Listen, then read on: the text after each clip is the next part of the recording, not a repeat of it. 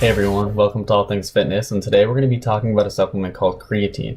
Now, creatine is probably the most popular fitness supplement on the market right now, and it is for good reason. Now, the base properties that make it so popular and what everybody knows it for is that it is known to increase the overall power of lifts and the overall duration of lifts. Now, even though this is true, a lot of people don't know why, and they don't know which one to take. There are many types of creatine. There are a lot of things that people don't know about it. In this video today is going to be discussing what it is, how it is utilized in the body, what type to take, and exactly what it is best utilized for.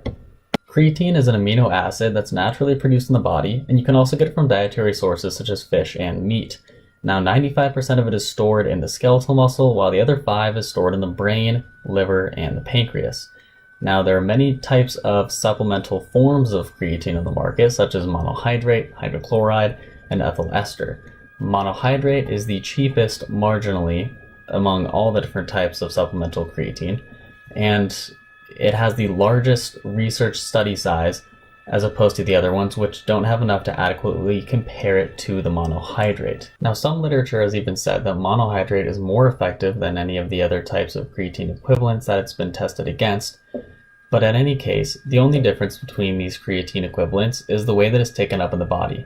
Now, at the end of the day, no research has shown that any other type of creatine supplement equivalent outperforms monohydrate, and it's the cheapest marginally. So, I use monohydrate, and I've used it for a very long time, and it's shown very good results. Also, I would recommend not buying monohydrate or creatine in general at any GNC or any type of store like that. I would get it online, like at Amazon or something like that. It's about half of the price. Now, this part of the video is going to get a little bit technical, but it's very important in understanding the full properties and the function of creatine. Now, when you contract muscle, the energy source of the muscle comes from a molecule called ATP, or adenosine triphosphate. This molecule is made up of 1 adenosine part and 3 phosphate parts. Now, adenosine triphosphate comes from breaking down energy sources such as glucose, lipids, and proteins. Now, this molecule has 3 high energy bonds. This means that when one of these bonds is broken, it releases a lot of energy so that the muscle can contract powerfully. Now, when ATP is broken down, it turns into ADP, which is adenosine diphosphate, and then when another phosphate bond is broken, it turns into AMP, or adenosine monophosphate. Getting back to creatine a little bit, when you take in supplemental creatine, or creatine from any source, dietary involved, it is stored in the body as creatine phosphate. This means that it is the creatine molecule attached to a phosphate group. Now, this phosphate molecule, its whole role in this creatine pathway with the muscle contraction is to be transferred from the creatine phosphate to the ADP. This is when ATP has broken a bond, provided the energy for contraction, and lost a phosphate bond. Creatine can very, very quickly provide the phosphate for ADP to turn back into ATP so that it has full energy and can be used again very quickly. As I alluded to earlier in this video, creatine phosphate allows for a longer duration, high-intensity exercise movement.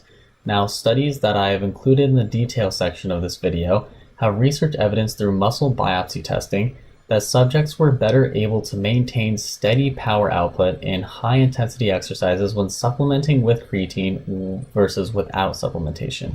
Now, there are no findings that actually show that if you take creatine just before a workout versus not taking it, you'll put out more weight or you'll put out more power, and this makes sense. However, this finding is vital because it shows that over time, with supplementing with creatine, at the end of a trial, you will be putting out more weight and putting out more power than if you did not supplement with creatine at all. Now, the thought process behind this finding is that if you're able to increase the amount of time that you're performing a powerful move, you're putting out more power throughout the whole workout, meaning you're breaking down more muscle fibers during that workout, and at the end, you're repairing more muscle fibers, which allows for a higher rate of muscle growth. So, in summary, creatine is synthesized in the body. You can also get it from dietary sources such as fish and meat. I believe that creatine monohydrate is the most cost-effective and the most overall effective creatine at this time, and creatine does increase the overall lifting power after use for about 2 weeks to a month. Thank you for watching this video, and please feel free to put anything in the comments, whether that's a new video idea or just something that you want to tell me. Peace.